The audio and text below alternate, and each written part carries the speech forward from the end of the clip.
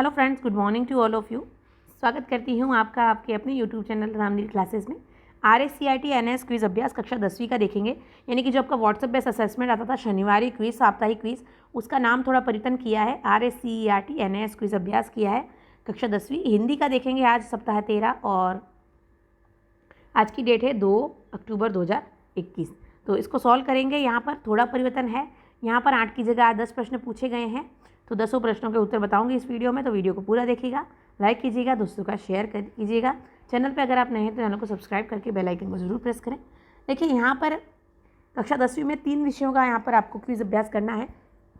पहले हम हिंदी का कर लेते हैं। यहाँ गद्यांश है, इस गद्यांश को पढ़कर उत्तर देने हैं, तो गद्यांश को पढ़ लीजिए। मानव के जीवन में आरोग्य यानी बिना रोग के का एक अति महत्व है। एक मानव का जीवन तभी सुखी मान सकते हैं जब उसे कोई रोग ना हो, वह पूरी तरह निरोग हो। जिस मानव को कोई रोग नहीं होता है वही पुरुषार्थ कर सकता है। रोग युक्त मानव में शक्ति नहीं होती है।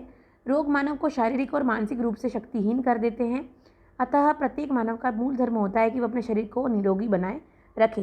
अतः प्रत्येक मानव को अपने शरीर को निरोगी बनाए रखने के लिए प्रतिदिन प्राणायाम और व्यायाम करना चाहिए। अब देखिए प्रश्न के उत्तर देखें।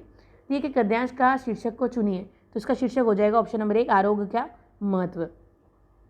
अगला है प्रत्येक मानव का मूल धर्म क्या है, तो ऑप्शन नंबर 2 होगा शरीर को निरोग रखना।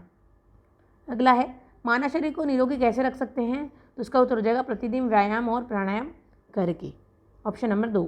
अगला है उपयुक्त गद्यांश में आरोग्य का क्या अर्थ है, तो आरोग्य का अर्थ है बिना रोग के, ऑप्शन नंबर 2 सही हो जाएगा।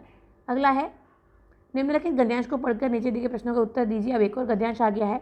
देखिए ज्ञान राशि के संचित कोश का ही नाम साहित्य है। प्रत्येक भाषा का अपना साहित्य होता है। जिस भाषा का अपना साहित्य नहीं होता है वह रूपवती भिखारिणी के समान कदापि आदरणीय नहीं हो सकती। भाषा की शोभा उसकी श्री संपन्नता उसके साहित्य पर ही निर्भर करती है। साहित्य में जो शक्ति छिपी रहती है वह तोप, तलवार और बम के गोलों में भी नहीं पाई जाती है। साहित्य सर्वशक्तिमान होता है, अतः सक्षम होकर भी जो व्यक्ति ऐसे साहित्य की सेवा और अभिव्यक्ति नहीं कर सकता वह आत्महंता, समाजद्रोही और देशद्रोही है। साहित्य समाज का सर्वोत्तम फल है। इसका निर्माण और रसास्वादन करना ही हम सभी का परम दायित्व है। अब देखिए प्रश्न दिए गए गद्यांश का उस शीर्षक को चुनिए, तो उसका शीर्षक हो जाएगा ऑप्शन नंबर 1, साहित्य। अगला है जिस भाषा का साहित्य नहीं होता वह किसके समान होती है, तो वह होती है भिखारिणी के समान। यहाँ ऑप्शन नंबर 3 सही कर देना है आपको। अगला है फिर गद्यांश दे रखा है, तो वो सेम गद्यांश है, ठीक है। आगे उत्तर देखते हैं। साहित्य में जो शक्ति है वो किस में नहीं पाई जाती है, तो इसका उत्तर हो जाएगा तोप, बम और तलवार में, तो ऑप्शन नंबर 3। अगला है साहित्य किसे कहते हैं, तो इसका उत्तर हो जाएगा ज्ञान राशि के संचित कोश को, ऑप्शन नंबर 3। फिर है दिए गए गद्यांश के शीर्षक को चुनिए, तो अब जो शीर्षक है उसका होगा शिक्षा का उद्देश्य। यानी कि देखिए आप फिर से गद्यांश पढ़िए, मेरे को सेम ही लग रहा है, सेम ही है। इसका उत्तर हो जाएगा देखिए आरोग्य तो होगा नहीं, साहित्य यहाँ पर ऑप्शन नंबर 2 है। पहले वाले का उत्तर देखिए क्या था, गद्यांश का शीर्षक हमने लिखा था साहित्य। प्रश्न सेम है लेकिन ऑप्शन यहाँ पर वही दिए हैं और उत्तर अलग दिया है, ठीक है। तो यहाँ इसका उत्तर तो साहित्य होना चाहिए, लेकिन आपकी जो आंसर की आई है उसमें इसका उत्तर दिया है शिक्षा का उद्देश्य। तो आपको अगर साहित्य सही लग रहा है तो साहित्य कीजिए कि मेरे हिसाब से साहित्य सही है, लेकिन आंसर की में शिक्षा का उद्देश्य सही होगा।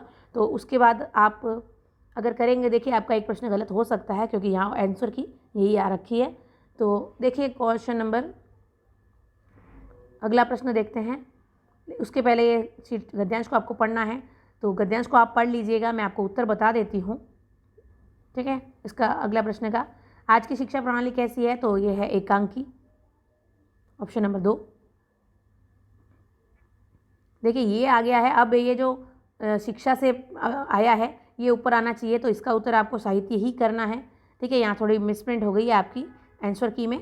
तो आज की शिक्षा प्रणाली कौन सी होगी, एकांकी होगी, ऑप्शन नंबर 2 सही हो जाएगा, ठीक है। और जो प्रश्न ऊपर दिया है ये प्रश्न, इस प्रश्न को इस गद्यांश के नीचे आना चाहिए था, लेकिन ये ऊपर दे दिया है। तो कोई बात नहीं, आपका ये आज का क्विज़ अभ्यास कंप्लीट हो गया है। RSCIT NS क्विज़ अभ्यास कक्षा 10वीं का हिंदी का। अगला सब्जेक्ट में लेके आऊँगी, तब तक इजाज़त दीजिए।